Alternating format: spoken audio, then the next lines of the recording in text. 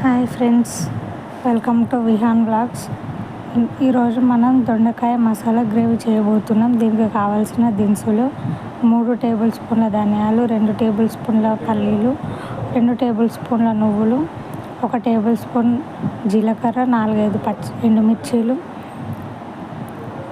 4-5 కొబ్బరి ముక్కలు, 1 table spoon జీలకర్ర బాగా వేయించాలి. తర్వాత ఒక కడాయిలో నూనె పోసుకొని నూనె హీట్ అయ్యాక 1 టేబుల్ స్పూన్ ఆవాలు, 1 టేబుల్ స్పూన్ జీలకర్ర వేసి వాటిని కూడా బాగా వేయించాలి. హై ఫ్లేమ్లో పెట్టి ఆ దినుసులు వేగేదాకా చూడాలి. తర్వాత అవి బాగా వేగాక 4-5 పచ్చిమిర్చి, కొన్ని ఉల్లిపాయ ముక్కలు కట్ చేసి వేసుకోవాలి. వీటిని బాగా వేయించాలి. ఇలా పచ్చిమిర్చి మరియు ఉల్లిపాయ ముక్కలు ఆయిల్లో బాగా ఫ్రై అయ్యే వరకు మనం వేయించాలి.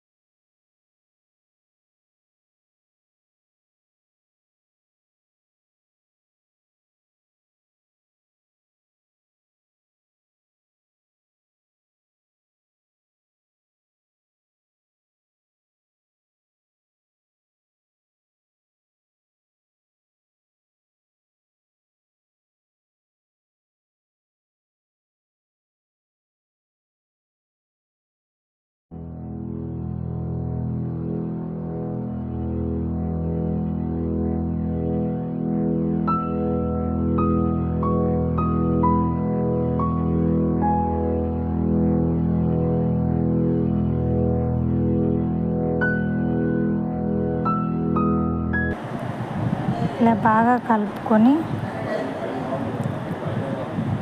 ఆయిల్లో మంచిగా వేయించుకోవాలి.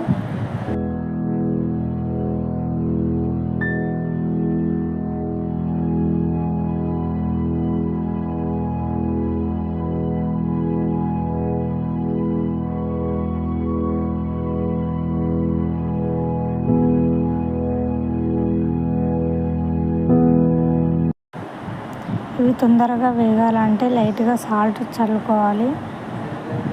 ఇలా మూత పెట్టేసి ఒక 2 నిమిషాల తర్వాత మళ్ళీ చూద్దాం.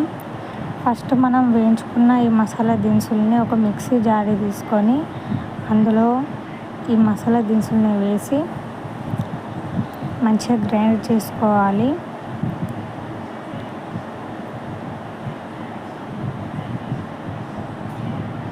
వీటన్నిటిని మసాలా దినుసులన్నిటిని మంచిగా గ్రైండ్ చేసుకొని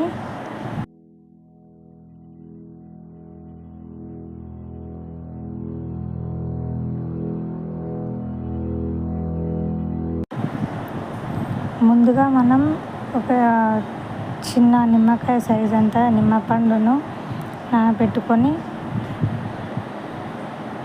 ఈ మసాలా దినుసుల్లో వేసి కొంచెం వాటర్ యాడ్ చేసుకోవాలి.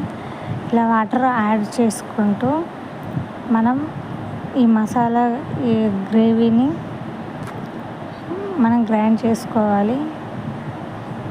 ఈ విధంగా గ్రైండ్ చేసుకున్నాక మన దానికి ముందు ఈ దొండకాయ ఫ్రై ఉంది కదా, వాటిలో కొన్ని టమాటాలు వేసుకొని అలాగే కొంచెం ఆ కరివేపాకు వేసి బాగా కలుపుకోవాలి.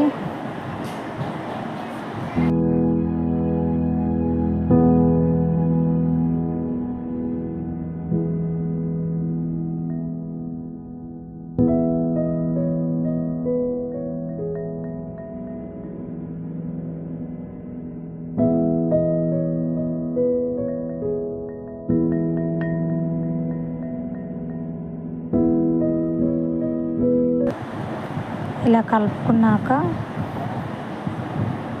మంచిగా ఫ్రై అయ్యే వరకు బాగా కలుపుకోవాలి.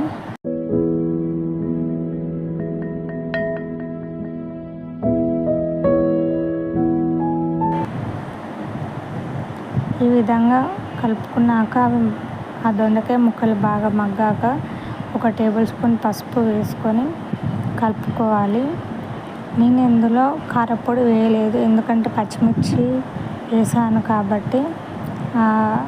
కారపొడి వేయాలని అనుకునేవారు వేసుకోండి, ఎందుకంటే అది ఆప్షనల్. నేను రెడ్గా కాకుండా ఇలా నార్మల్గా పచ్చిమిర్చితోనే నేను చేసుకున్నాను.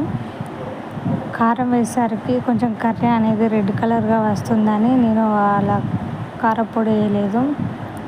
ఈ విధంగా మంచిగా కలుపుకున్నాక మూత పెట్టుకొని ఒక 5 to 10 minutes వెయిట్ చేయాలి. తర్వాత ఇప్పుడు మనం పట్టుకున్న మసాలా గ్రేవీని కొంచెం కొంచెంగా యాడ్ చేయాలి. అయితే నేను స్టార్టింగ్లో యాడ్ చేసేటప్పుడు వీడియో తీయలేదు, తర్వాత మళ్ళీ వీడియో తీసాను అన్నమాట.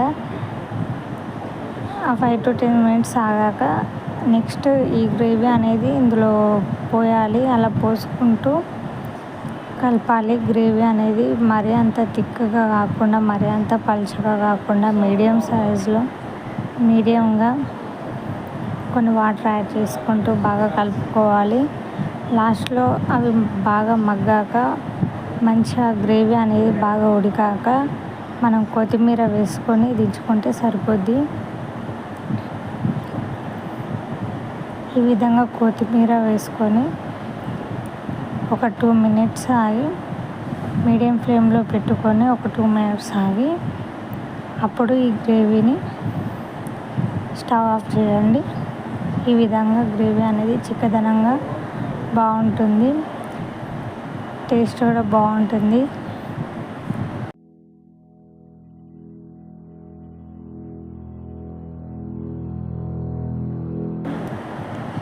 మళ్ళీ దించే ముందు ఒకసారి గరిటెతో ఈ విధంగా కలపాలి.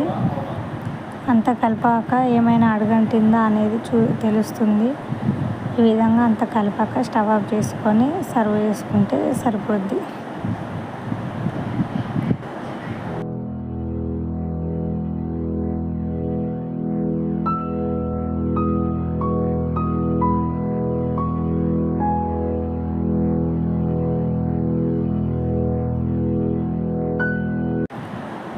మొత్తానికి దొండకాయ మసాలా గ్రేవీ కర్రీ రెడీ అయిపోయింది.